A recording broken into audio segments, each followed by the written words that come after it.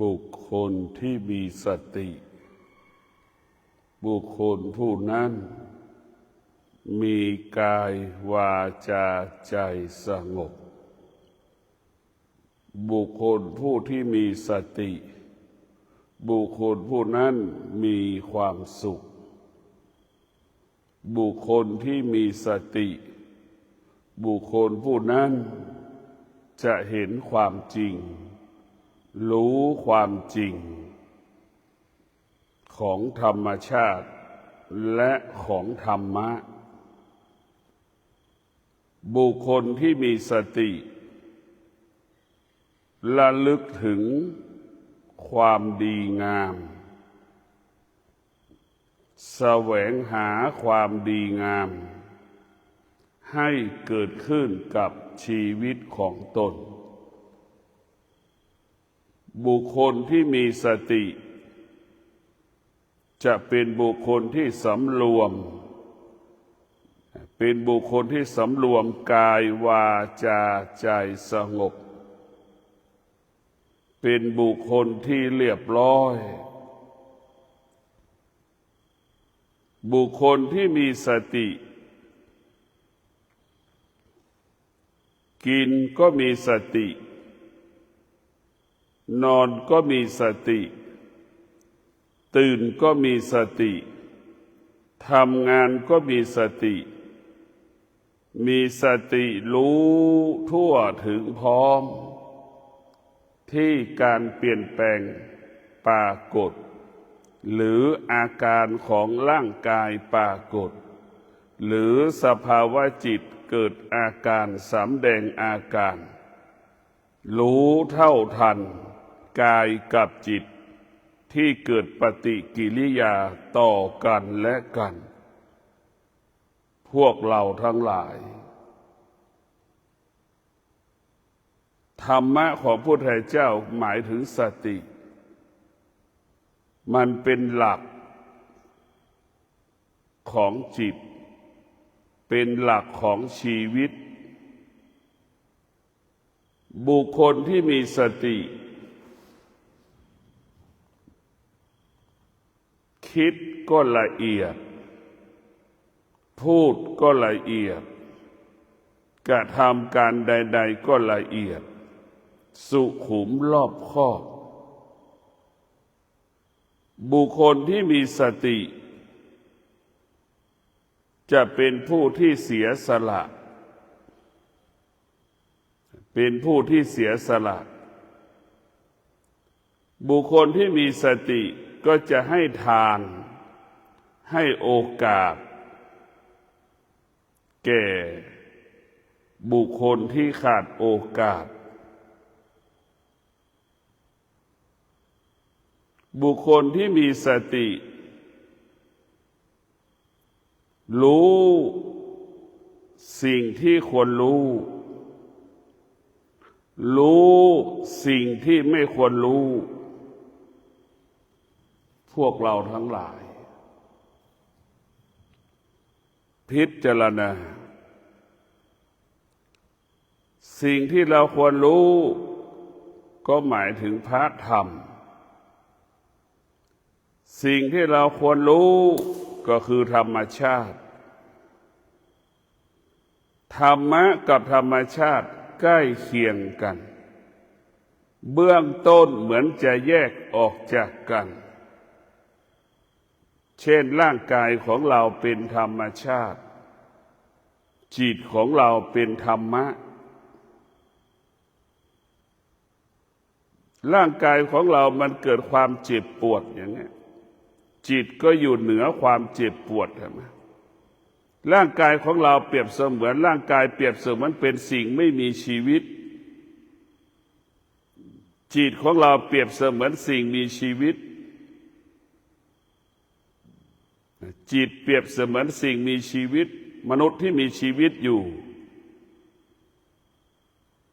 ร่างกายของเราเปรียบเสมือนมนุษย์ที่มันตายแล้ว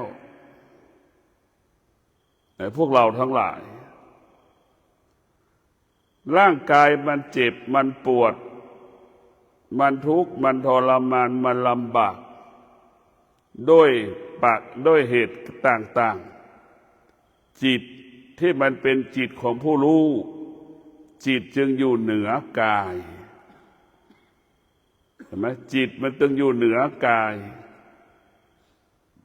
พวกเราทั้งหลายธรรมะของพระพุทธเจ้ากับธรรมชาติเรียกว่ามันคู่กันดังคำว่าความดีดังคำว่าความไม่ดีเป็นของคู่กันดังคำว่าสุขเกิดขึ้นที่ไหนทุกข์ก็เกิดขึ้นที่นั่นธรรมชาติเกิดขึ้นที่ไหนธรรมะก็เกิดขึ้นที่นั่นธรรมะเกิดขึ้นที่ไหนธรรมชาติมันก็เกิดขึ้นที่นั่นในพวกเราทั้งหลายเราพิจารณาสติมันเป็นหลักของการพัฒนาจิตเป็นหลักของการแก้ไขจิตสติเป็นหลักการแก้ไขจิตเป็นหลักการพัฒนาจิตสติก็คงเปรียบเสมือนช่างตีเหล็กจิตเราก็เปรียบเสมือนเหล็กท่อนเหล็กช่างตีเหล็กจะเอาเหล็กตีเป็นมีดก็ได้ช่างตีเหล็กจะเอาเหล็กตีเป็นค้อนก็ได้ช่างตีเหล็กจะเอาเหล็กตีเป็นดาบก็ได้ช่างตีเหล็กจะเอาเหล็กตีเป็นจอบก็ได้เสียมอันเล็กเสียมใหญ่ก็ได้เพราะฉะนั้นพวกเราทั้งหลายสติเปรียบเสมือนช่างตีเหล็กจิตเราก็เหมือนเหล็กจิตจะมีคุณค่าได้เมื่อจิตนั้นอาศัยสติเหล็กก็เช่นเดียวกันเหล็กนั้นจะมีคุณค่าได้เมื่ออยู่กับช่างตีเหล็กกระบี่จะมีคุณค่าได้อยู่ที่ช่างตีกระบี่ดาบจะมีคุณค่าได้ก็อยู่ที่ช่างตีดาบจิตมันจะมีคุณค่าได้เมื่อเราได้ฝึกฝนจิตพวกเราทั้งหลาย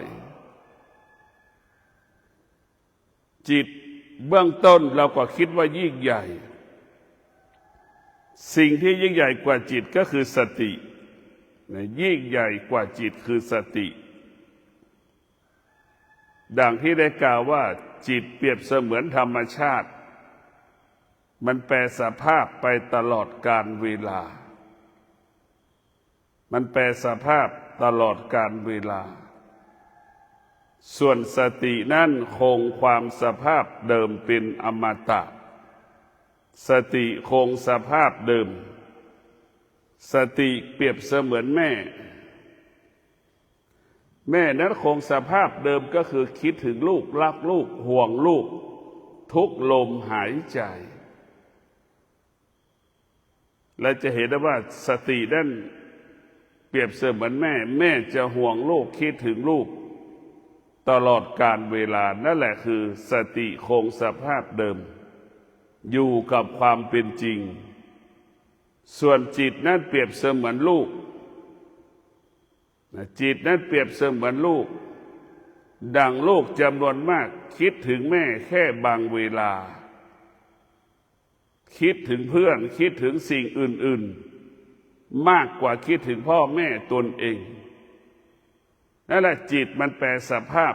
ตลอดกาลเวลาจิตมาไปแต่ข้างหน้ามันก็ลืมข้างหลังเราจะเห็นว่าจิตมันแปรสภาพพวกเราทั้งหลายจิตกับสติแตกต่างกันมันแตกต่างกันจิตนั้นมันเป็นมันอยู่ชอบใจมันก็อยู่มันไม่ชอบใจมันก็ไปมันแตกต่างกับจิตมันเป็นอย่างนั้นเหมือนแม่ลูกมันไม่พอใจแม่เห็นไหมมันก็วิ่งเข้าไปห้องปิดประตูไม่พอใจแม่หรือเดินหนีหรือออกจากบ้านนั่นแหละคือจิต ส่วนแม่นั่นจะทนต่อสภาพของลูกตลอดเวลาคือสติคงสภาพเดิมเก็บอาการอดทนมีวิริยะภาคเพียรกับความเจ็บปวดไม่สำแดงอาการหยุดอาการความเจ็บปวดเกิดความรู้สึกแต่พวกเราทั้งหลายสำคัญที่สุดก็คือจิตของเราซึ่งมันอาศัยกายดังที่ได้กล่าวว่ากายเปรียบเสมือนบ้านจิตเปรียบเสมือนผู้ที่อยู่อาศัยอยู่ในบ้านกายเปรียบเสมือนบ้านจิตก็เปรียบเสมือนคนอาศัยอยู่ในบ้าน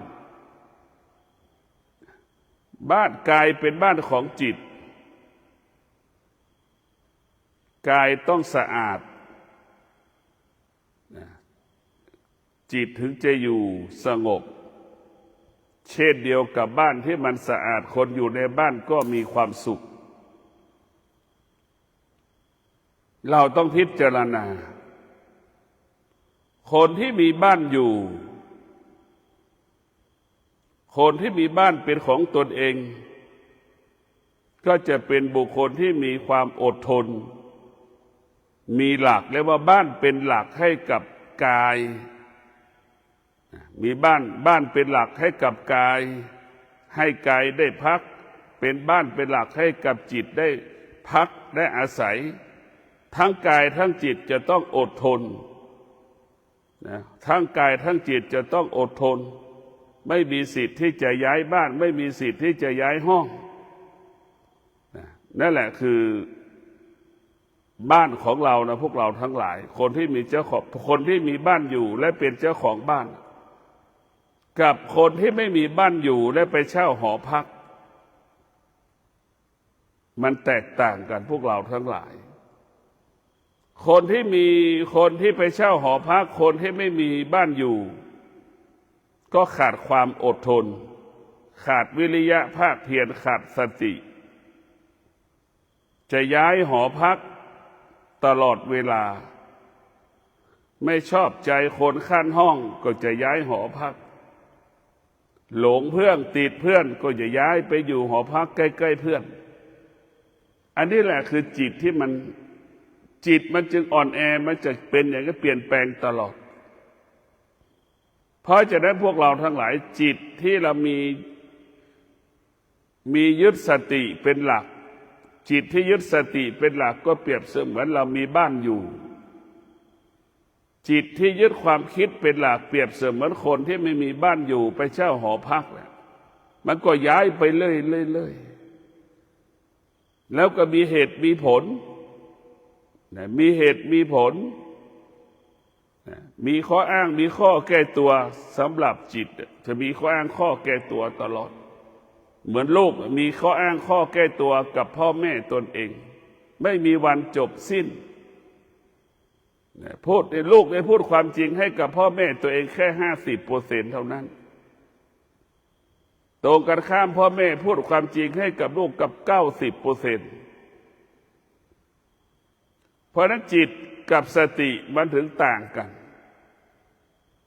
ถ้าจิตอาศัยสติแล้วจิตนั้นก็จะมั่นคง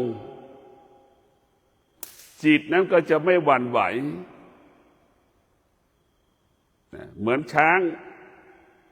เหมือนแม่เหมือนลูกควายอยู่กับแม่ควายเหมือนลูกช้างอยู่กับแม่ช้างมันจะอบอุ่นมันจะมีแม่ที่ปกป้องคุ้มครองลูก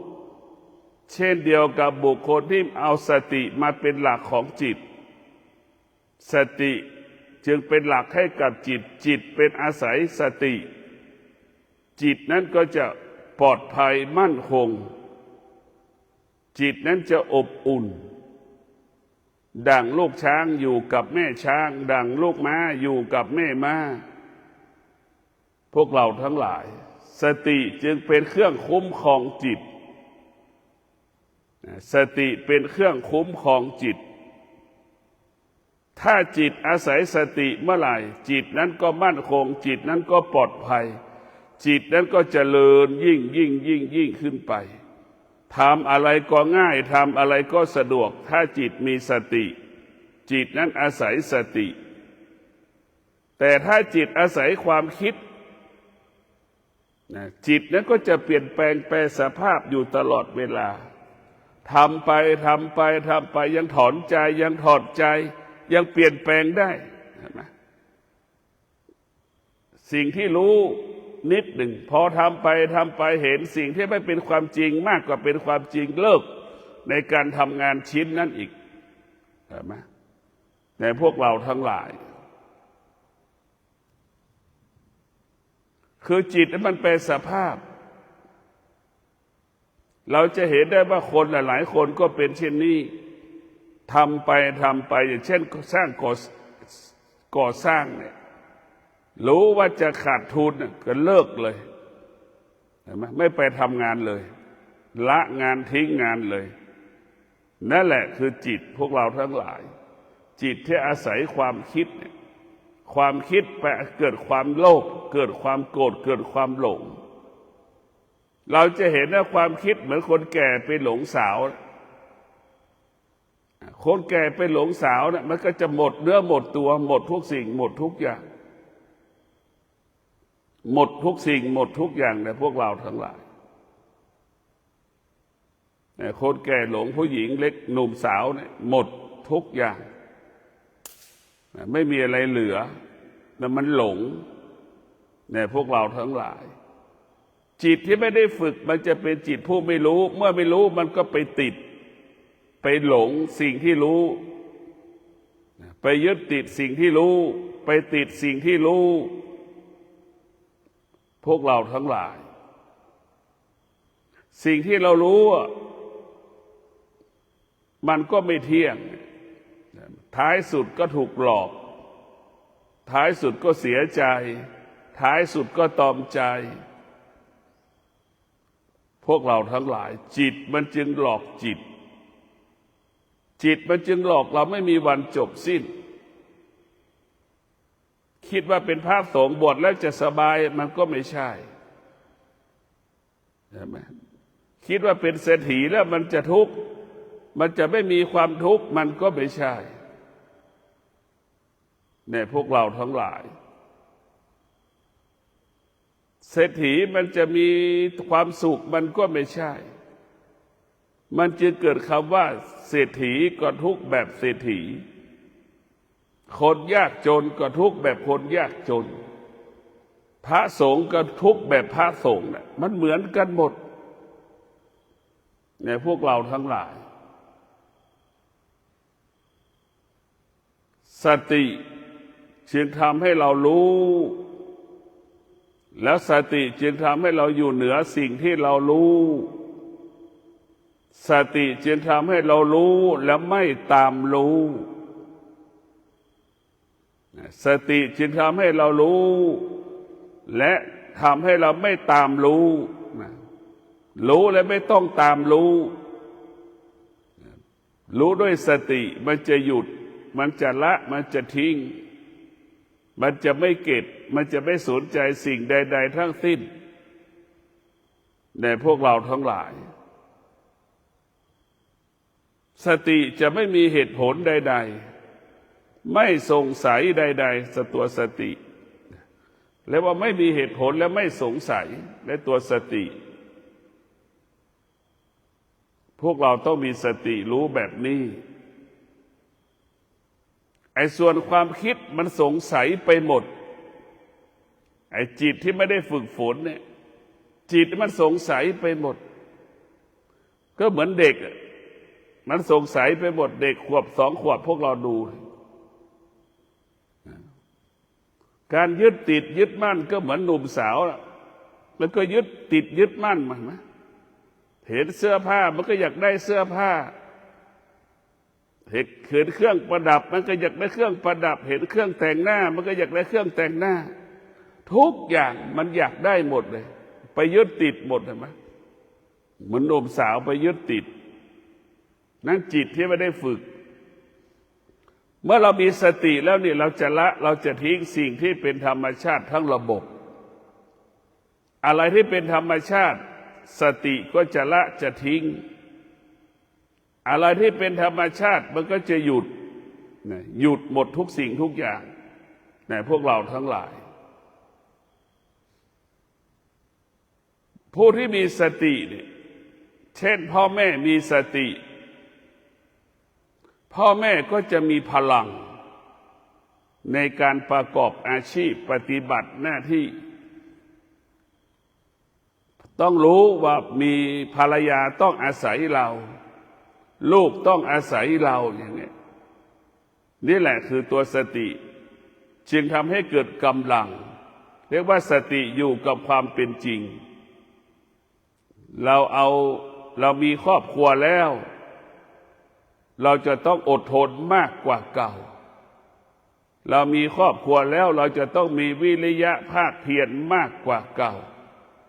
เรามีครอบครัวแล้วเราจะต้องมีสัจจะมากกว่าเก่าเรามีครอบครัวแล้วเราจะต้องใช้สมาธิมากกว่าเก่าจึงจะทำให้เรานั้นมีกินมีใช้เหลือกินเหลือใช้ทำให้ชีวิตอุดมสมบูรณ์ด้วยทรัพย์สมบัติปัจจัยสี่ด้วยสตินี่แหละเป็นหลักเรียกว่ามีสติมากเท่าไหร่ก็มีทรัพย์มากเท่านั้นมีสติมากเท่าไหร่เราก็มีทรัพย์มากเท่านั้นมีสติมากเท่าไหร่ก็มีกินมีใช้มากเท่านั้นมีสติมากเท่าไหร่จิตก็สงบมากเท่านั้นแต่พวกเราทั้งหลายสติจะเป็นเครื่องดูดซับสติตัวบังคับจิตจะต้องอาศัยความอดทนความอดทนก็จะบังคับจิต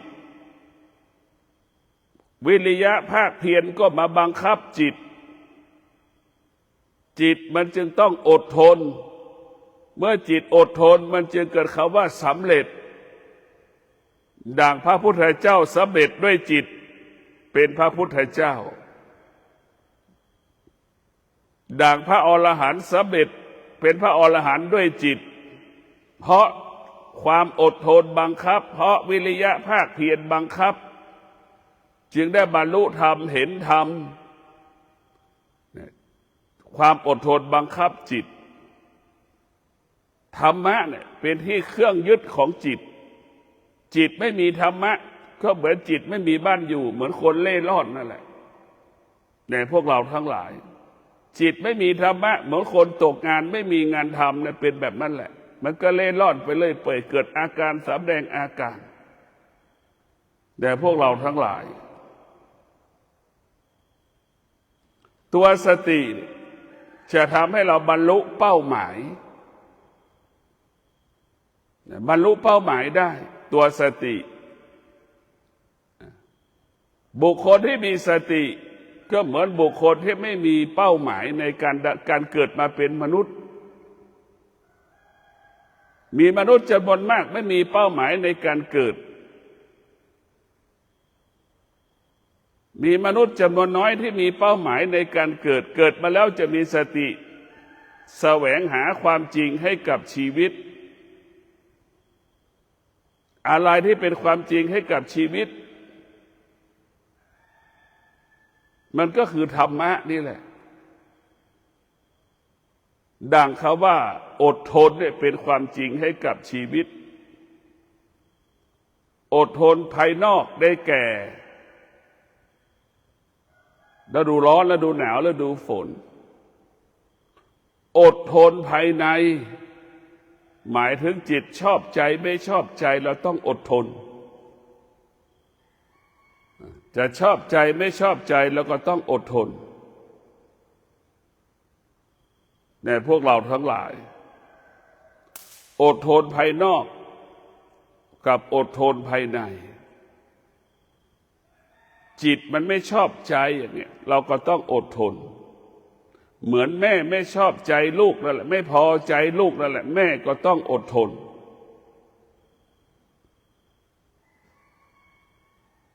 เหมือนฤดูร้อนปรากฏจะเป็นต้องอดทนในการประกอบอาชีพ ฤดูหนาวปรากฏก็ต้องอดทนต่อการประกอบอาชีพฤดูฝนปรากฏก็ต้องอดทนในการประกอบอาชีพนี่พวกเราทั้งหลาย เรียกว่าจิตนั้นไม่ได้รับการฝึกฝนแล้วจะอดทนธรรมะจะเป็นผู้บังคับจิตควบคุมจิตจนถึงที่สุดจิตของเราก็เป็นจิตของผู้รู้เมื่อจิตของเราเป็นจิตผู้รู้แล้วจิตจึงอยู่เหนือสิ่งที่เรารู้จิตจึงอยู่เหนือสิ่งที่เรารู้อยู่เหนือสิ่งที่เรารู้นะพวกเราทั้งหลายจิตอยู่เหนือสิ่งที่เรารู้อยู่เหนือสิ่งที่เรารู้ติดจิตมันก็ไม่ยึดติดสิ่งที่เรารู้ไม่ยึดติดอีกจิตนั้นเป็นอิสระเมื่อจิตเป็นผู้รู้จิตนั้นเป็นอิสระเหมือนนกบินกลางอากาศเป็นเช่นนั้นแหละพวกเราทั้งหลายเมื่อจิตเป็นผู้รู้จิตก็เบิกบานผ่องใสตลอดกาลเวลานะพวกเราสุขก็ไม่มีค่าทุกข์ก็ไม่มีค่าเมื่อจิตเป็นผู้รู้ไม่สุขไม่ทุกข์ก็ไม่มีค่าเมื่อจิตเป็นผู้รู้คำว่ารู้ด้วยวิชาปัญญารู้ความจริงรู้ด้วยวิชาปัญญาสงบรู้ด้วยวิชาปัญญานะสงบรู้แล้วว่าสงบรู้ตลอดกาลเวลารู้สงบรู้หมดร้อนก็รู้หนาวก็รู้หิวก็รู้แล้วไม่ตอบสนองรู้แล้วไม่เกิดอาการไม่สำแดงอาการรู้ด้วยวิชาปัญญาเมื่อรู้ด้วยวิชาปัญญามันจึงรู้ว่าสิ่งที่เรารู้มันไม่เที่ยงหรือสิ่งที่เรารู้มันเป็นอนิจจังทุกขังอนัตตาหรือสิ่งที่เรารู้มันเป็นเวทนาและอุปาทานในท่านทั้งหลายให้เรารู้ว่าสิ่งที่เรารู้เป็นเวทนาและเป็นอุปาทาน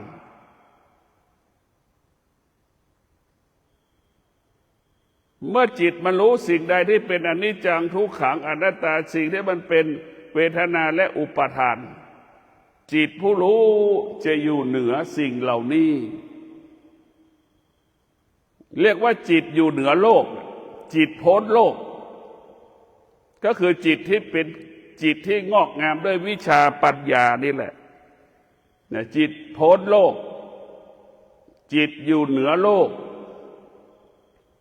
ด้วยวิชาปัญญารู้ความจริงเห็นความจริงอย่างแจ่มแจ้งชัดเจนจึงรู้ว่าโลกใบนี้มันเป็นโลกมันเป็นอนิจจังทุกขังอนัตตาร่างกายของเราก็เป็นอนิจจังทุกขังอนัตตาคนรอบๆข้างตัวคนรอบๆตัวเราก็เป็นอนิจจังทุกขังอนัตตาสรรพสิ่งมีชีวิตไม่มีชีวิตก็เป็นอนิจจังทุกขังอนัตตาเมื่อเห็นสิ่งเมื่อวิชาปัญญามันเห็นสิ่งที่เป็นอนิจจังทุกขังอนัตตาแล้วสภาวะจิตจึงสงบนิ่งรู้ไม่สะเทือนไม่หวั่นไหวกับสิ่งที่จิตมันรู้แต่พวกเราทั้งหลายนี่ร่างกายของเราเห็นไหมมันก็เป็นอนิจจังทุกขังอนัตตามันเกิดอาการเจ็บปวดในพวกเราทั้งหลายผู้ที่มีสติจะเท่าทันการเปลี่ยนแปลงนะผู้ที่มีสติเท่าทันการเปลี่ยนแปลงดังทหารไทยเรานะเท่าทันการเปลี่ยนแปลงทหารเขมรมันก็หลอกไปวันๆเห็นไหม เขมรเปรียบเสมือนจิตมันแปรสภาพตลอดห้ามเสริมกำลังทหารเนี่ยข่าวก็ออกอีกแล้วเมื่อวานบอกว่าทหารเขมรเพิ่มกำลังรอบๆปราสาทเห็นไหมพวกเราทั้งหลายเนี่ยจิตมันแปรสภาพตลอดแต่พวกเราทั้งหลายบุคคลที่มีสติก็จะเชื่อจิตบุคคลที่ขาดสติก็จะเชื่อปากเชื่อคำพูดนั่นแหละโดยเฉพาะผู้ที่ปฏิบัติธรรมจะเชื่อจิตมากกว่าเชื่อปากบุคคลที่ไม่ได้ฝึกจิตก็จะเชื่อปากเชื่อครูบาอาจารย์ที่สอนธรรมะออกจากปากเนี่ยแต่เราต้องปฏิบัติเอง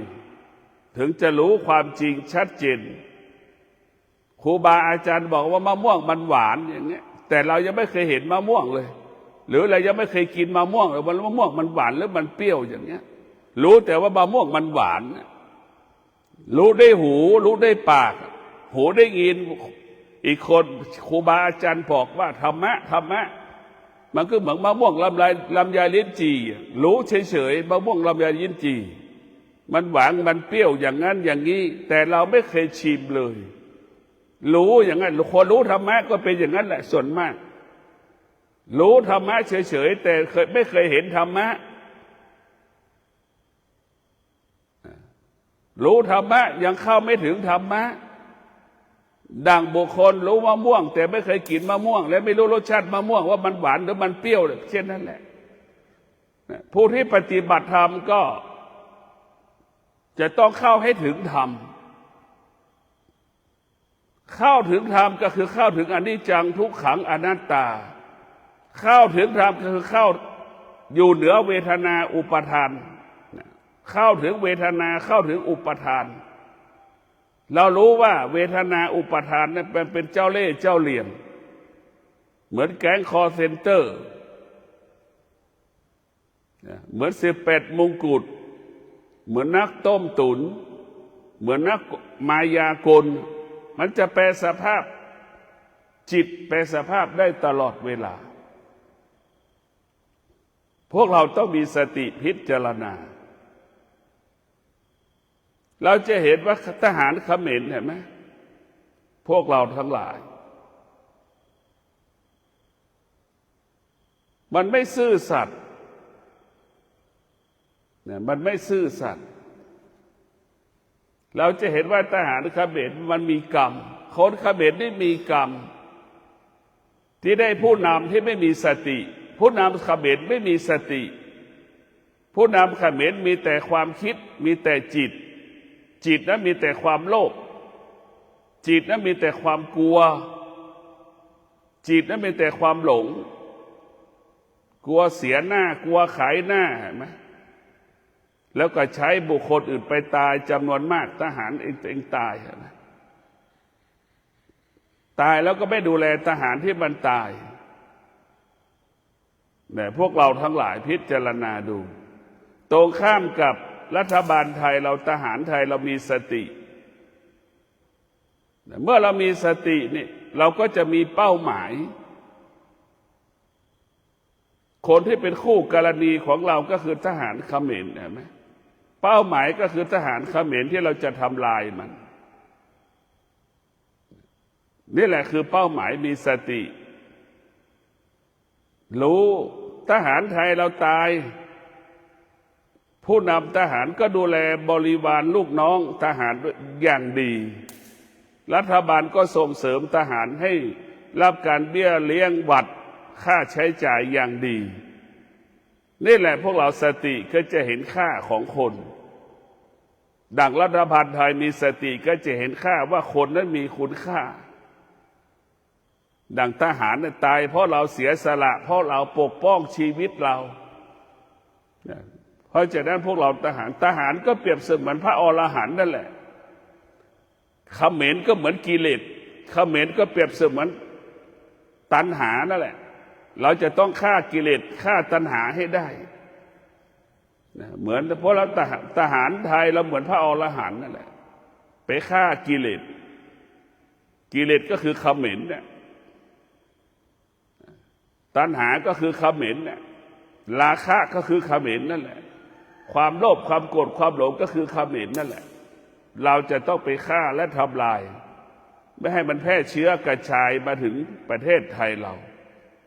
เนี่ยพวกเราทั้งหลายเราจะสังเกตได้ว่าบุคคลที่มีสติจะเห็นว่ามนุษย์เป็นมีความสำคัญมีเกียรติและมีศักดิ์ศรีจึงให้ความเคารพต่อกันและกันถ้อยทีถ้อยอาศัยซึ่งกันและกันนะพวกเราทั้งหลายนี่แหละคือตัวสติส่วนคนที่ขาดสติมันโกหกนะก็เหมือนพลโทหญิงมาลีโกหกทั้งวันนะจนไม่มีใครเชื่อถือว่ามาลีวันนี้ทุกคนรู้แล้วว่ามาลีจะโกหกอะไรต่ออีกเห็นไหมพลโททหารเขมรขยิงเป็นโฆษกมันพูดไม่เป็นความจริงนะคนจนรู้เป็นที่ประจักษ์แก่คนทั้งแผ่นดินของเราบุคคลที่มีแต่จิตนั้นมันจะพูดไปเลยเปื่อยไม่มีคำว่าละอายต่อบาปพูดความจริงไม่เป็นความจริงมันก็ไม่อายในพวกเราทั้งหลายบุคคลที่มีสตินั้นจะสำรวมกายวาจาใจเหมือนทหารไทยเราสื่อสารทุกอย่างให้กับสังคมโลกได้รับรู้ด้วยเหตุการณ์ความเป็นจริงในเหตุการณ์ความเป็นจริงพวกเราต้องมีสติพิจารณาในพวกเราทั้งหลายตัวสตินี่สำคัญที่สุดเราต้องใช้สติในการแก้ไขจิตเราต้องใช้สตินี่แหละเปรียบเสมือนสบู่ชำระล้างร่างกายของเราสติเปรียบเสมือนยาสีฟันที่เราบ้วนแปรงฟันให้ปากเหม็นชำระความปากให้มันสะอาดสติเปรียบเสมือนน้ำยาหยอดหูเราชำระล้างหูของเราในพวกเราทั้งหลายสติเปรียบเสมือนน้ำยาล้างห้องน้ำนั่นแหละพวกเราความโลภความโกรธความหลงความอยากกิเลสตัณหาเหมือนคราบที่มันเปื้อนสกปรกอยู่ในห้องน้ำก็เลยจะต้องชำระให้ร่างกายของเรากายวาจาใจและให้สะอาดหมดจดผ่องใสในพวกเราต้องพาพวกเรามีสติทุกอย่างก็จะเกิดแต่คำว่าเจริญรุ่งเรืองงอกงามถ้าเรามีสติตรงกันข้ามถ้าเราขาดสติจะเกิดแต่ความเสื่อมขาดสติก็จะเกิดความเสื่อมความเสื่อมจะเกิดขึ้นได้เมื่อเราขาดสติความเสื่อมเกิดขึ้นได้เมื่อจิตเป็นผู้ไม่รู้มันจะเกิดแต่คำว่าความเสื่อมความเสื่อมพวกเราทั้งหลายบุคคลที่มีสติก็จะรู้ว่าแก่คนแก่ที่มีสติก็จะดำรงตนแสวงหาความสงบคนแก่มีสติแสวงหาความสงบคนแก่ที่ขาดสติแสวงหาแต่ความสุขพวกเราทั้งหลายแก่ก็มีสองประเภทแก่ด้วยธรรมะกับแก่ด้วยกิเลสในพวกเราทั้งหลายแก่ด้วยธรรมะก็จะเข้าวัดแสวงหาสถานที่อำนวยความสะดวกให้กายและจิตสงบแก่ด้วยกิเลสตัณหาราคะก็จะแสวงหาสถานที่ลื่นเริงสนุกสนานเข้าขับเข้าบาร์แก่ด้วยธรรมะก็พึ่งพาธรรมะเป็นเพื่อนแก่ด้วยกิเลสตัณหาก็หาเพื่อนไปหาเพื่อนที่มีลักษณะเหมือนเราเพื่อนคนไหนไม่มีลักษณะเหมือนเราก็จะไม่คบพวกเราทั้งหลายแก่ด้วยธรรมะเนี่ยเป็นที่เคารพรักของลูกหลานแก่ด้วยกิเลสตัณหาราคะเป็นที่รังเกียจของลูกหลานในพวกเราทั้งหลาย คนแก่แล้วมีธรรมะลูกหลานไปมาหาสู่อยู่ตลอดเวลาคนแก่ที่มีธรรมะลูกหลานไปมาหาสู่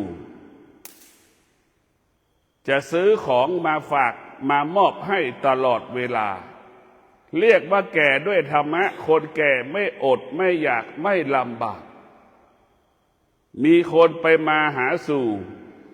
นำของมาฝากให้กินให้ใช้อยู่ตลอดเวลานั่นแหละคือธรรมะคนที่แก่แล้วไม่มีธรรมะแก่ด้วยกิเลสตัณหาราคะลูกหลานไม่ไปมาหาสู่ลูกหลานไม่หยิบยื่นอะไรให้ไม่สนับสนุนไม่ส่งเสริมการมีชีวิตอยู่แต่ละวันแต่ละวันเนี่ยพวกเราทั้งหลายแก่ด้วยธรรมะมีภาระมีอานุภาพ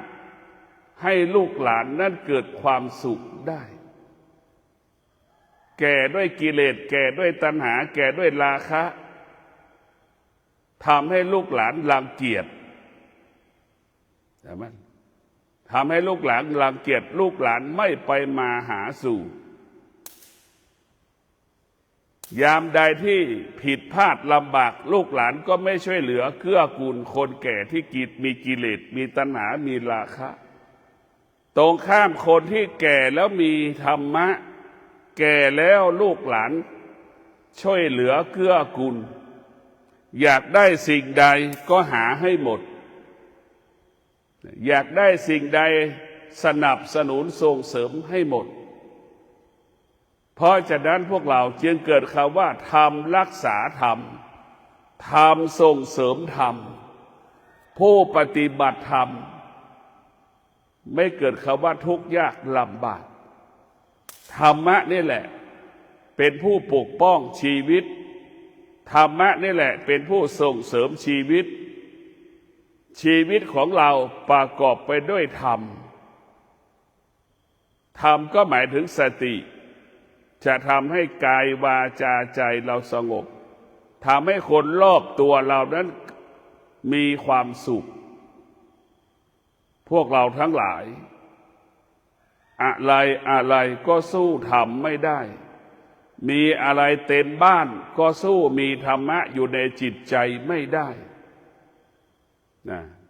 มีอะไรอยู่ในบ้านเต็มไปหมดบ้านอุดมสมบูรณ์ไปด้วยปัจจัยสี่อุดมสมบูรณ์ไปด้วยเครื่องอุปโภคบริโภคมีเงินมากมายมหาศาลแต่จิตเราใจเราไม่มีธรรมะมันไม่มีความสุข